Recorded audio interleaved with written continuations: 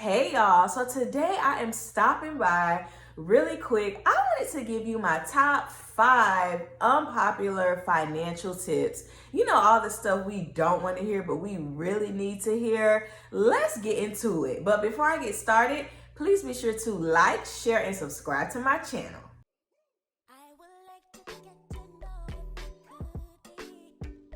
All right, y'all. So I actually made a short about this the other day, and I just kind of gave 2 financial tips, but it got me to thinking, like, let's really unpack this. Let's really get into this thing, because you know you can't really do that in a 60-second short. So you may be wondering, like, how are you qualified to talk about financial tips? So your girl, Miss Dugan, paid off $43,000 in 22 months.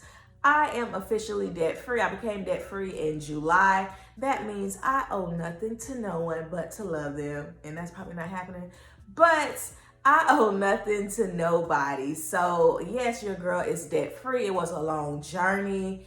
It took a lot of just personal growth, mental growth, social growth on so many aspects for me to reach that goal. And I want to start sharing with y'all more tips about my journey, because I want you to get there too. Like, being debt free is not just for me or just a certain group of folks. No, it's for you, your mama, your sister, your brother, daddy, cousin. It's for all of us. So my first tip, y'all, my first unpopular, financial tip is you don't need more money. You need more discipline, sis or sir. So I know for me, y'all, I did not have the discipline, right? I wanted to make more money. I know for me, it was like, I need more money, like to pay these bills. I got all these bills. I need some more money. But no, I needed discipline. And I think that's something that we just really need in our culture, right? Just because you see something doesn't mean that you buy it. You need to, one principle that I follow now is wait 24 hours before making any major financial decision, right? Because a lot of things we see right then, but it's like, you don't really need that. You wake up the next morning, you forget about it, right? So I needed the discipline. I needed the discipline of getting on a budget. I needed the discipline of learning about financial principles. I needed the discipline to say, no, I'm not going. I needed the discipline to not be afraid of FOMO, fear of missing out. And that was something that I really, really, really had to build, right? I actually didn't start making more money until I got the discipline. Like, that's something that I really noticed looking back over those 22 months. Like, my extra money didn't really start coming until the discipline started, really rooting itself within me and then showing up in my financial principles. I would say like 3 months into my financial journey is when I started to get more money. They say it takes 2 weeks to make a habit. I would say by that 3-month mark, so I started September 2020, December 2020 is actually when I got my second job. And I want to say I may have started my first side hustle during that time too, but that's when the money started coming in. I remember a point in time where at the beginning of my month, I get paid, had all this money. A few weeks later, it was dwindling down, and by the end of the month, it was like zero. But as I started to build discipline, I remember by that December, that probably was the first month at the end of the month, I had something left over, and it wasn't like $20, $30 either. I had a lot left over. And that's when I noticed that when discipline started to become a true habit, a true moral financial standard for me, that's when more money came. So you're not gonna know what to do with that more money until you know what to do with what you have right now. So if you can't even, budget, let's say the $600, you're getting on your check, how you gonna do with $6,000? It's gonna be a hot mess. You're gonna squander it. You're gonna be frustrated. You're gonna be asking the same questions like, where did my money go? So you have to be faithful with a few things so that you can get the bigger things, right? And that is really something that I definitely saw and I still see throughout my financial journey today. So you don't need more money. You need more discipline. This is something, y'all, that I know we do not like to hear, but you need to pay them people, okay? Pay them people. And what do I mean by that? If you have debt, if you have somebody that you owe, you need to pay them. So those creditors, those collectors, you need to pay them. Those things sneak up at the most inopportune time. You out having a good old time, or something happens, like something happens to your car, something medical happens, and then here come these people from the background like, hey, knock knock, yeah, I need my money too. And it's just it all happens at once. Like literally the stuff just hits the fan all at once. Like I know everybody can probably identify with that. So pay them people so that you don't have to worry about those things. I think sometimes we want more. We want this, we want that, but you haven't even taken care of the business that's in the background. Like, how that work? If somebody owed you, you be calling them everything but a child of God. They'd be on your hit list. Like, you would just not see it for that person. So I think it's important for us to put ourselves in other people's shoes, right? Like, if somebody owed me, would I want them, to pay me? Like, duh, yeah. So if there's something that you owe, there's definitely nothing wrong with negotiating. There's nothing wrong with that. But you need to make sure that you pay those things off so that they don't sneak up at the most inopportune time. And so that like when those blessings come, they're yours. Ain't nobody sitting in the background like, oh, she just got that refund. She just got that check. Let me go on and give me that, it's mine. Because those things do happen. So you want to make sure that you take care of business so that the things that you want, they will be more, freely given to you. So that is so important. Don't get caught up in, I ain't paying that, or they're going to have to, you take it from me. Like, that's not a good mindset. It's really like a poor mindset. It's an entitled mindset. Nobody owes us anything. We have to work for these things. If you receive that service back in the day, that cable bill, you need to go and pay them people, okay? You got that furniture back in the day, you need to go and pay them people. So that is so important, Let's not have that entitled mindset. Let's have a mindset of abundance. Let's have a mindset of accountability, that if I owe it, I'm going to pay it. All my student loan people, okay? Let's really, change our mindsets, because that's when the things that you really want start coming to you. When you become more flexible in your thinking and when you take care of business. So my number 3 unpopular financial opinion: if you owe it, it is a debt, okay? So when I was doing my debt snowball, like I wrote down like everything, but there was one thing that I didn't write down because I kind of felt like, oh, it's, it's in the payment. That's all kind of together, but it was a debt, and it was my cell phone. So I was financing my cell phone. Like when you upgrade and you can just get the new phone, you put a little payment down and then they tack on like the $20, $30 to your bill.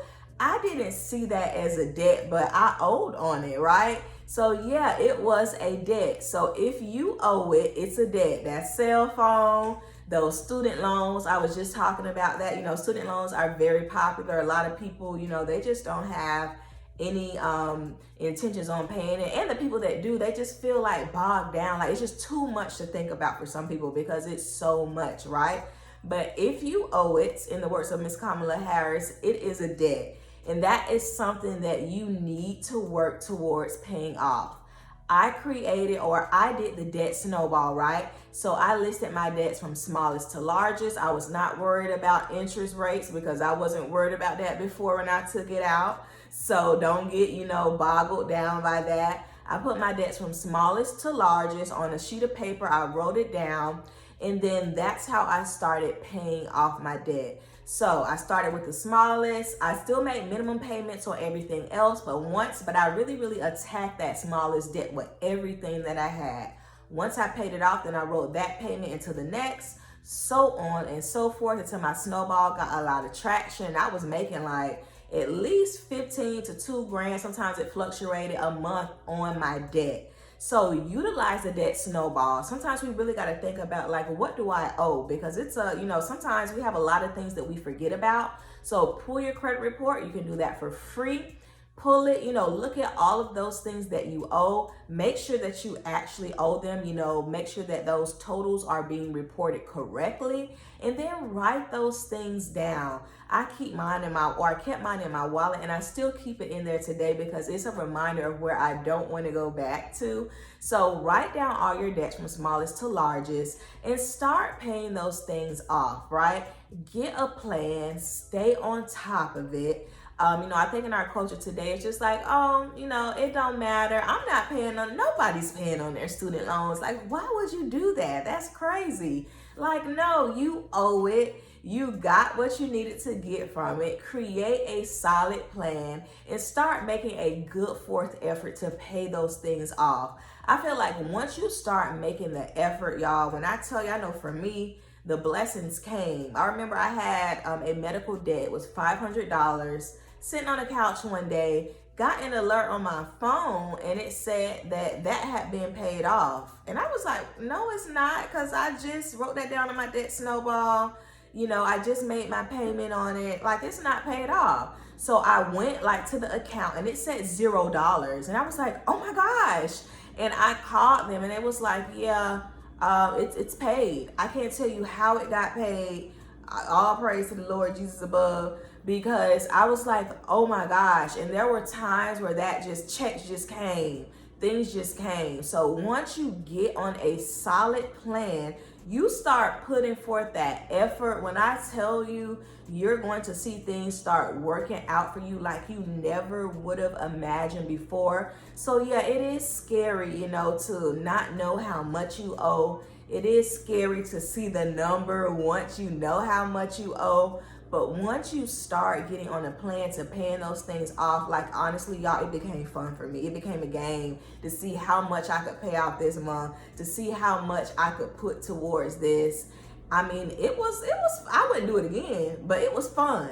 So anybody who's watching this, do the debt snowball. You got this. You can do it. You're going to pay off your debt just like I did. All right, y'all. Number 4, choose your education wisely. My personal motto is no Gucci allowed. What that means is that my person that I'm taking financial tips from, I don't want to see them in the baby shower Burberry. I don't want to see them in the Fendi's finest or the Gucci of the month. I don't want to see anything materialistic that they're wearing. I want to be able to hear and focus on their knowledge, and I want to see that other people did it and it worked. I also want to see that there's not a cost associated with it. You don't have to pay anybody to tell you how to be debt free, right? So in case y'all don't know, I follow the Ramsey plan. It's free.